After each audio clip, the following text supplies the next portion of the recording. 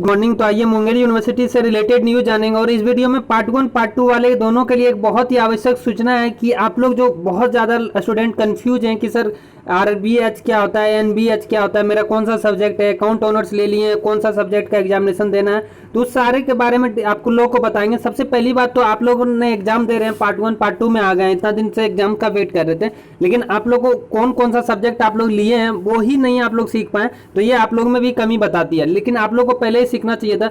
Maximum 5 से 6 subject है यहाँ पे जिसको आप लोग को सीखना है, उसमें भी 2-3 सब्जेक्ट आप जानते ही हैं ऑनर्स पेपर को, तो कुछ और सब्जेक्टों को सीखना था। अब इतने सारे सब्जेक्ट को सभी को कमेंट में जवाब दे पाना मुश्किल होता है, पॉसिबल नहीं होता है, क्योंकि बहुत सारे लोग कमेंट करते हैं और किसी किसी को पता होने के बाद भी कंफर्म करने के लिए कमेंट करते हैं। तो देखिए आप लोग समझिएगा, अच्छे से समझिएगा, समझ में आ जाएगी। कॉलेज के टीचर्स कोई बता रहे हैं, कोई कुछ बता रहे हैं, कोई कुछ बता रहे हैं, जिससे आप लोग बहुत ज़्यादा कंफ्यूज हो गए, जिससे कि आप लोगों को एग्जाम छूटने की संभावना बनती है और आप लोग का एग्जाम छूटे नहीं। इसलिए मैं बहुत ही ज़्यादा कोशिश कर रहा हूँ कि आप लोग को सब्जेक्ट कॉम्बिनेशन समझ आना बहुत ज़्यादा जरूरी है, नहीं तो 1 साल आप लोग का वेस्ट हो जाएगा।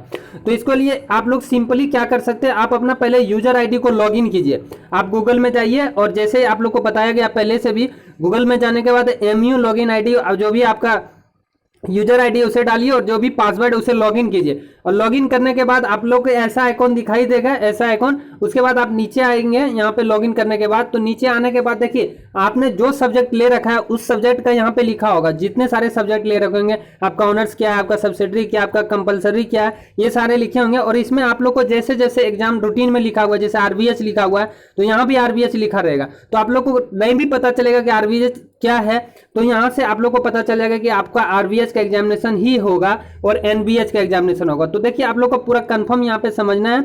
उसके बाद आप लोग लॉगिन कीजिए सबसे पहले, और लॉगिन करने के बाद देखिए यहाँ पे आइए। आने के बाद देखिए आप लोग देख सकते हैं जो आप लोग का कॉलेज वगैरह वो सब दिखा देंगे यहाँ से। उसके बाद आपको यहाँ से देखने को मिलेगा ऑनर्स सब्जेक्ट। ऑनर्स सब्जेक्ट देखिए इनका जो भी है, बीए है, बीए पार्ट 1 है, तो इनका ऑनर्स सब्जेक्ट पॉलिटिकल साइंस है।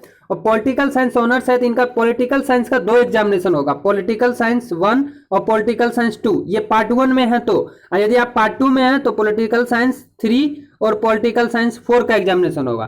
तो आप लोग समझ चुके होंगे ऑनर्स पेपर है तो यहाँ से 2 पेपर आपका क्लियर हो गया। कौन कौन सा? Paper 1, paper 2। और पार्ट 2 में है, पार्ट 2 में है तो पेपर 3 और पेपर 4। अब देखिए नेक्स्ट आपका ऑनर्स पेपर कंप्लीट हो गया। अब देखिए सब्सिडरी 1 और सब्सिडरी 2, 2 सब्सिडरी आएगा, तो इनका हिस्ट्री सब्सिडरी है तो सब्सिडरी वाला रूटीन में आप जाएंगे और जहां पे हिस्ट्री 1 लिखा रहेगा वो पार्ट 1 वाले के लिए सब्सिडरी हो जाएगा, और जहां पे हिस्ट्री 2 लिखा रहेगा वो पार्ट 2 वाले के लिए सब्सिडरी हो जाएगा।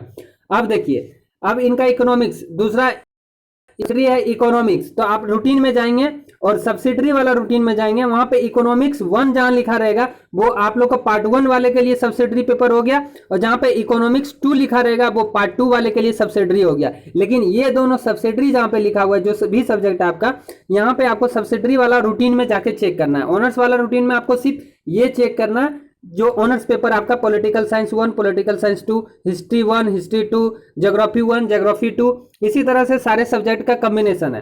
अब देखिए आपका कंपलसरी जो पेपर है इसमें भी 2 पेपर होगा, एनआरबी,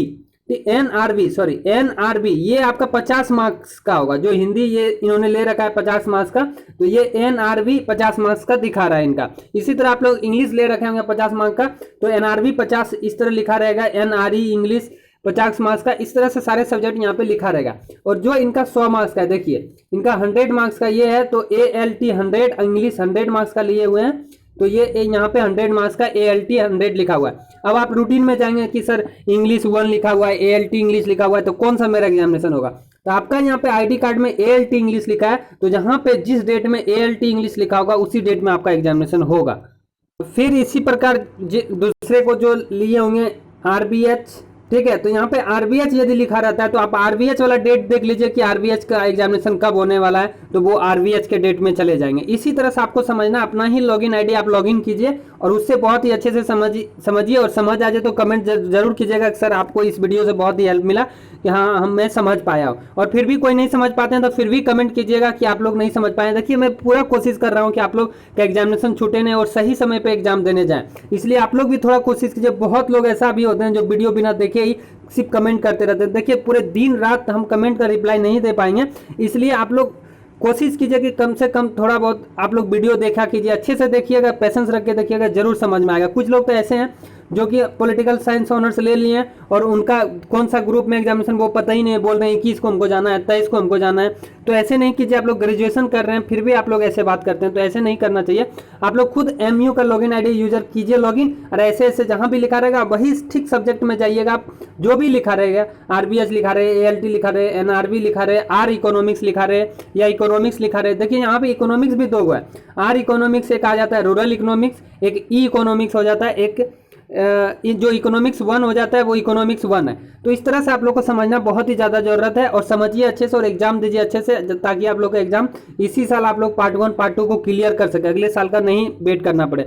और ना ही थोड़ा सिंसियर होंगे तो आप लोग को अगले साल भी देना पड़ जाएगा, इसलिए खुद सिंसियर होइए ज़्यादा से ज़्यादा लोगों को, क्योंकि टीचर्स को देखिए, स्कूल वाला भी, कॉलेज वाला भी जो टीचर्स है, हम लोग भी, हम लोग को बहुत सारा जवाब देना होता है, बहुत सारे कमेंट्स रहते हैं, लेकिन आप लोग को तो खुद अपना समझना है सिर्फ। तो अपना भी नहीं समझ सकते 5-6 सब्जेक्ट तो कैसे होगा। आप लोग ग्रेजुएशन कर रहे हैं तो इसलिए समझने का कोशिश कीजिए, और आप लोग भी थोड़ा मेहनत कीजिए। अब देखिए हम MU का login ID user ID login करने बोले, बहुत सारे कैंडिडेट MU का लॉगिन ID ही यूजर नहीं लॉगिन कर पाएंगे, क्योंकि बहुत सारे कैंडिडेट क्या करते हैं, कॉलेज वाले टीचर्स को पैसे दे देते हैं, वही फॉर्म फिलअप करते हैं, वही उनका एडमिट कार्ड डाउनलोड करते हैं, वही सब कुछ करते हैं, उनका व्हाट्सएप पर भेजे जाते हैं, तो वो लोग MU का लॉगिन ID भी लॉगिन नहीं कर पाएंगे। तो ऐसे नहीं कीजिए, अब टेक्निकल जमाना आ रहा है, आप लोग कुछ थोड़ा भी अपने से भी सीखिए और लॉगिन कीजिए, और देखिए कब एग्जामिनेशन है और समझ आ जाए तो कमेंट जरूर कीजिएगा। इसी के साथ वीडियो को अंत करते हैं। जय हिंद, जय भारत।